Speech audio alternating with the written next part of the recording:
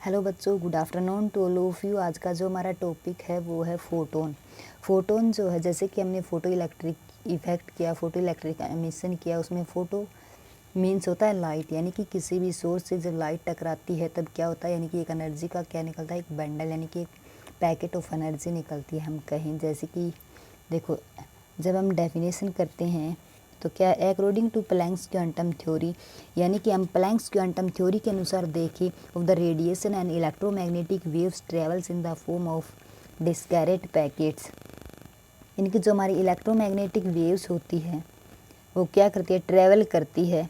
क्या, जैसे कि फॉर एग्जांपल ये हमारे पास एक सोर्स है, क्या है, कोई भी सोर्स है लाइट का, ठीक है, ये सोर्स है, इससे लाइट जब फ्लो होगी वो किस तरह से लाइट होगी, यानी कि इस तरह से इसका एक हम कह सकते हैं एक पैकेट सा है, मीन्स जैसे कि एनर्जी जो है, एक एनर्जी निकल रही है, बहुत सारी एनर्जी क्या कर रही है, यहाँ से रिफ्रैक्शन हो रहा है एनर्जी का, इसको बोलते हैं फोटोन। तो wave travel in form of discrete packets of energy which is called quanta, उसको हम बोलते हैं क्वांटा। क्वांटा क्या होता है, क्वांटा मीन्स होता है क्वांटिटी, यानी कि जो फ्रीक्वेंसी होती है, जो लाइट होती है वो कितनी क्वांटिटी में बाहर निकल रही है, उसी को बोलते हैं फोटोन। जैसे कि 1 क्वांटा ऑफ लाइट रेडिएशन, एक क्वांटा या क्वांटिटी ऑफ लाइट रेडिएशन होती है, उसी को हम बोलते हैं फोटोन। ठीक है, ये थी डेफिनेशन। इसके बाद हम करेंगे प्रॉपर्टीज ऑफ फोटोन्स, यानी कि जो फोटोन है, जो लाइट है, उसकी गुण क्या है। देखो, फर्स्ट जो है, all the photons are emitted by any source, जो सभी फोटोन्स होते हैं, यानी कि ये फोटोन्स जो है, जो लाइट ऑफ फोटोन्स है, वो क्या कर रहे हैं, एमिटिंग होते हैं किसी भी सोर्स से। ठीक है, जैसे कि मैंने ये बताया था, ये कोई मेटल सरफेस है, जैसे ये लाइट टकराई, यहाँ पर जो इलेक्ट्रॉन है वो क्या हो जाते हैं, एमिट्स होने शुरू हो जाते हैं। तो all the photons are emitted by any source which are travelled with speed of light, और वो किस तरह से ट्रेवल करते हैं, एक स्पीड ऑफ लाइट की तरह, यानी कि स्पीड ऑफ लाइट से ट्रेवल करते हैं इन ए फ्री स्पेस में। और जो हमारी स्पीड है, स्पीड ऑफ लाइट बोलते हैं, हम उसको सी से डिनोट करते हैं, और जो सी की जो वैल्यू होती है वो होती है 3 × 10⁸ मीटर पर सेकेंड। ठीक है, उसके बाद देखिए, जो सी की जो वैल्यू है, ये न्यूमेरिकल्स में इसकी वैल्यू यूज़ की जाती है, तो आपको ये याद रखना है। और छोटे क्वेश्चनों में पूछ लेते हैं कि सी की वैल्यू क्या है, तो 3 × 10⁸ मीटर पर सेकेंड। ठीक है, सेकंड प्रॉपर्टी है कि ईच फोटोन्स, प्रत्येक photons has a definite energy, यानी कि प्रत्येक फोटोन की एक डेफिनेट एनर्जी होती है, जो depend upon the frequency of the incident radiations. और जो ईच फोटोन है वो किस पर डिपेंड करता है, ईच फोटोन की जो एनर्जी है वो डिपेंड करती है कि फ्रीक्वेंसी ऑफ इंसिडेंट रेडिएशंस, यानी कि जो ये लाइट आ रही है यहाँ से इस मेटल सरफेस पर, इसकी ईच फोटोन्स की जो फ्रीक्वेंसी ऑफ इंसिडेंट रेडिएशन है वो इस बात पर डिपेंड करती है कि कितनी लाइट आ रही है। ठीक है, are not at its intensity, इसकी इंटेंसिटी पर यह डिपेंड नहीं करता है, ये करता है फ्रीक्वेंसी ऑफ इंसिडेंट रेडिएशन पर। और जो हमारी एनर्जी होती है, एनर्जी ऑफ ईच फोटोन्स अगर पूछे तो देखिए होती है E = H μ, वेयर ई क्या है, ई है एनर्जी ऑफ फोटोन्स, एच क्या है हमारा प्लैंक्स कांस्टेंट, म्यू क्या है हमारी फ्रीक्वेंसी। तो हम इसको लिख सकते हैं E = H μ। जब हम हमारे पास ये म्यू होती है, इस म्यू की हम वैल्यू लिखते हैं C/λ होती है, तो ये V की वैल्यू यहाँ पर पुट की तो H as it is, V की जगह C/λ। ठीक है, C क्या हमारी स्पीड ऑफ लाइट। इसके बाद थर्ड जो है वो है properties, the rest mass of a photon is considered to be zero, कि हमारा जो रेस्ट मास होता है फोटोन का वो क्या होता है, क्या कंसिडर करते हैं हम, जीरो। जीरो क्यों करते हैं, कि जैसे भी कोई भी बॉडी है, अगर मान लो आप हो, आपके जो बॉडी है वो क्या है, जब आप सो रहे हो तो आप रेस्ट में हो, रेस्ट मीन्स उसका जो करंट है, जो लाइट है वो जीरो है। ठीक है, जैसे ही इलेक्ट्रॉन्स वायर में से फ्लो करते हैं, अगर वो रेस्ट यानी कि वो रेस्ट में है तो उसमें कोई भी करंट फ्लो नहीं होगा, और जब करंट फ्लो हो रहा है तब इलेक्ट्रॉन्स का मोशन होता है। ठीक है, तो रेस्ट मास क्या होता है, हमेशा जीरो होता है। उसके बाद हम करेंगे mass and momentum of photons, यानी कि फोटोन्स का मास और मोमेंटम क्या होता है। तो फर्स्ट इसके 3 केस हैं भाई। फर्स्ट तो है कि रेस्ट मास मैंने अभी अभी बताया कि क्या होता है, जीरो होता है। कोई भी चीज़ है, इलेक्ट्रॉन्स हैं जो रेस्ट में होते हैं तो वो हमेशा ज़ीरो होते हैं।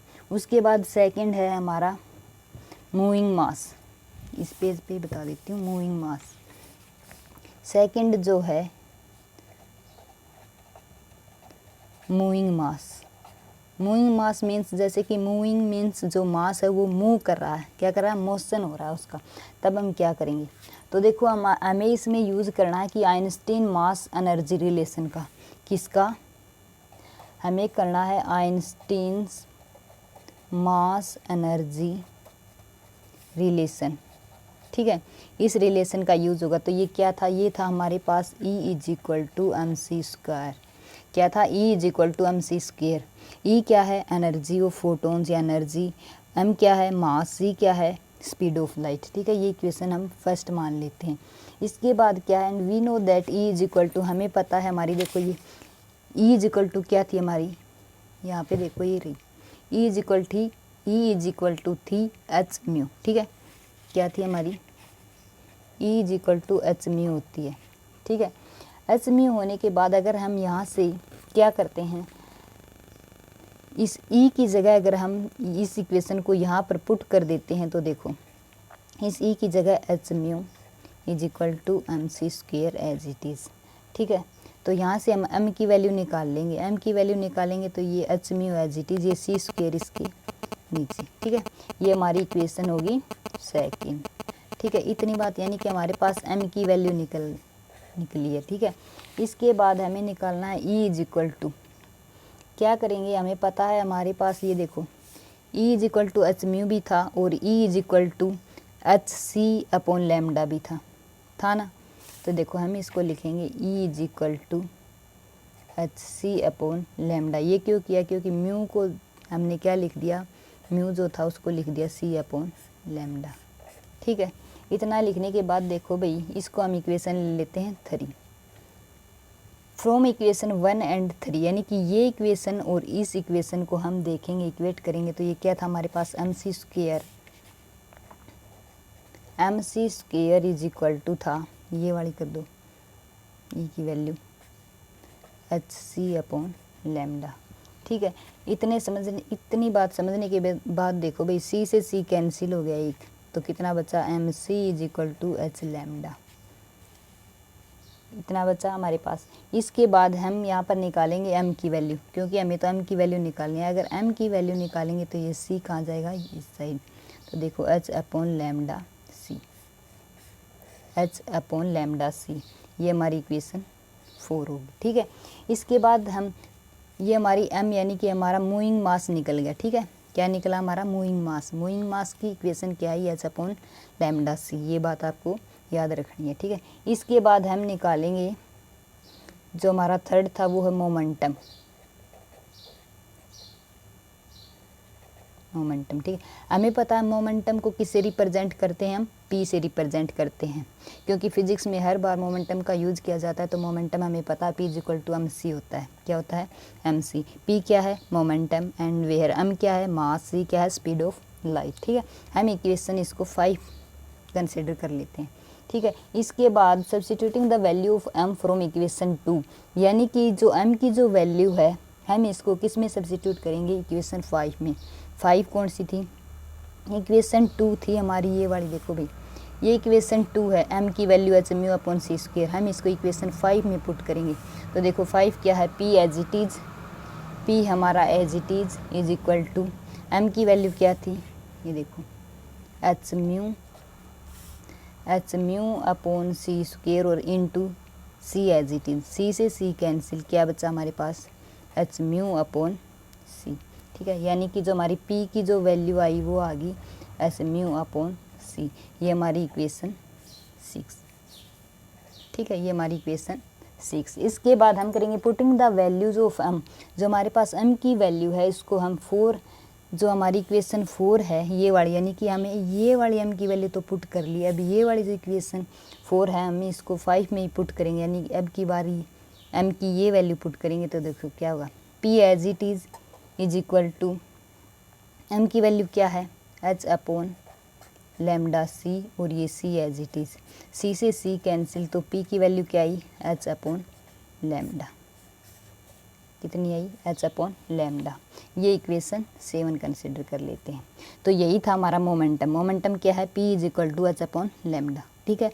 हमारे पास मास निकाल लिया हमने, मोमेंटम निकाल लिया, P is equal to h upon lambda. उसके बाद हम निकालेंगे रिलेशन निकालेंगे एक छोटा सा, relation between energy momentum and power. हम रिलेशन निकालेंगे एनर्जी का, एनर्जी को डिनोट करते हैं ई से, मोमेंटम को करते हैं पी से और पावर को पी से। ठीक है, तो एनर्जी मोमेंटम एंड पावर के बीच का हम रिलेशन निकालेंगे। तो रिलेशन कैसे निकालेंगे, हमें पता हमारी एनर्जी ऑफ फोटोन क्या है, एनर्जी ऑफ फोटोन्स जो थी वो क्या थी, वो थी हमारे पास E is equal to H mu. ठीक है, ई इज इक्वल टू क्या थी, एच म्यू। इसके बाद हम निकालेंगे मोमेंटम ऑफ फोटोन, हमें एनर्जी निकालनी थी, हमें एनर्जी की वैल्यू लिख ली is equal to H mu. अब हम मोमेंटम का निकालेंगे। तो देखो मोमेंटम ऑफ फोटोन क्या था, मोमेंटम ऑफ फोटोन्स अगर जो वैल्यू थी वो क्या थी, पी इज इक्वल टू हमारी क्या आई थी, एच म्यू अपॉन सी। ये आई थी हमारे पास एच म्यू अपॉन सी। ठीक है, इसके बाद हम इसको क्या लिख सकते हैं, पी हमारा as it is equal to H mu है, एच म्यू को क्या लिख रखा है, हम ई लिख सकते हैं, एच म्यू को लिख सकते हैं। तो यहाँ पर ई अपॉन सी, क्या ये बात हम लिख सकते हैं। हम इसको इक्वेशन 8 मान लेते हैं, पीछे 7 तक आ गए थे, ये 8 इक्वेशन, पी की जो वैल्यू है वो इतनी आ गई। अगर हम यहाँ से एनर्जी निकालें तो ई जो है हमारा, ई इस साइड आ जाएगा, E is equal to P C, E is equal to क्या हुआ, पी सी। ठीक है, ये इक्वेशन 9, यानी कि ई इज इक्वल टू हमारा हो गया P C. If the source is monochromatic and it's emits N photon, अगर कोई भी मोनोक्रोमेटिक सोर्स है वो एन एमिट्स करता है, यानी कि एन फोटोन्स को क्या करेगा, एन फोटोन को एमिट्स कर रहा है और टाइम टी में, यानी कि कोई भी जो सोर्स है वो एन फोटोन्स एमिट्स कर रहा है और टाइम टी में, टी टाइम में एन फोटोन्स एमिट्स कर रहा है, तब हम कैसे निकालेंगे।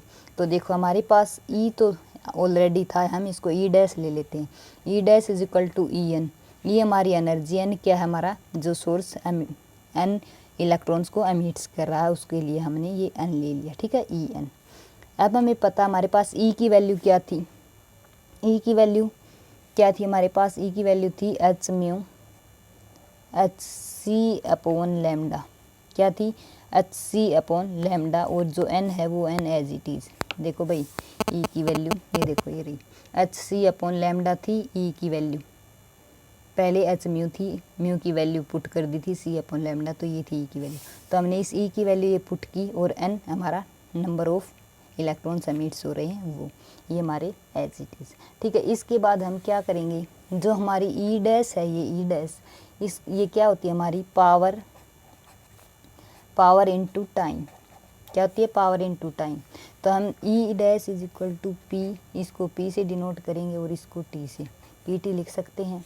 इसके बाद हम क्या, ये वाली जो इक्वेशन हमारी, ई की वैल्यू क्या थी, H C upon lambda N is equal to क्या है, पी टी, क्या ई की इक्वल पी टी। ठीक है, इतना होने के बाद ये इक्वेशन हम ले लेते हैं 10। अब हमें यहाँ से हमें निकालने थे कि जो नंबर ऑफ इलेक्ट्रॉन्स एमिट्स हो रहे थे वो निकालने थे। तो एन निकालेंगे यहाँ से, तो एन निकालेंगे तो ये P T as it is, ये किस साइड जाएगा, यहाँ आएगा, means H C upon lambda आएगा। तो हम इसको लिख सकते हैं N is equal to P T lambda upon H C. ठीक है, क्यों लैम्डा ऊपर चला जाएगा। ये होगी हमारी क्वेश्चन 11। ये था हमारा नंबर ऑफ इलेक्ट्रॉन्स एमिट्स जो हो रहे हैं वो। ठीक है, उसके बाद हमारा एक रिलेशन था कि मैं कहूँ कि रिलेशन था कि थ्योरी ऑफ रिलेटिविटी क्या कहती है, उसकी एक इक्वेशन थी। वो इक्वेशन क्या थी, देखो यहीं पर देख लेते हैं। थ्योरी ऑफ रिलेटिविटी की इक्वेशन थी कि ई जो हमारी एनर्जी होती है वो होती है P square C square plus M naught square C square. क्या ये थी, देखो यहाँ पे देखो अच्छे से, under the root P square C square plus M naught square C की पावर 4, ये थी। इन्होंने कहा कि हमारा जो एम नोट है वो क्या है, रेस्ट, एम नोट है वो रेस्ट में है, मीन्स ज़ीरो है। अगर ये वाली ज़ीरो होगी वैल्यू तो ये कम्प्लीटली ज़ीरो होगी।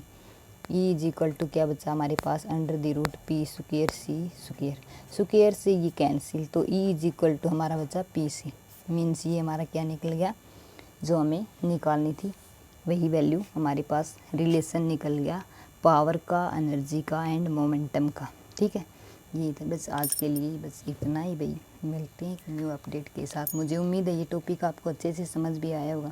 इसमें सिर्फ फोटोन्स की डेफिनेशन पूछ लेते हैं, प्रॉपर्टी पूछ लेते हैं 1-2 नंबर में, और इसका जो रिलेशन है वो अलग से पूछ लेते हैं कि रिलेशन बताओ भाई एनर्जी, मोमेंटम एंड पावर का।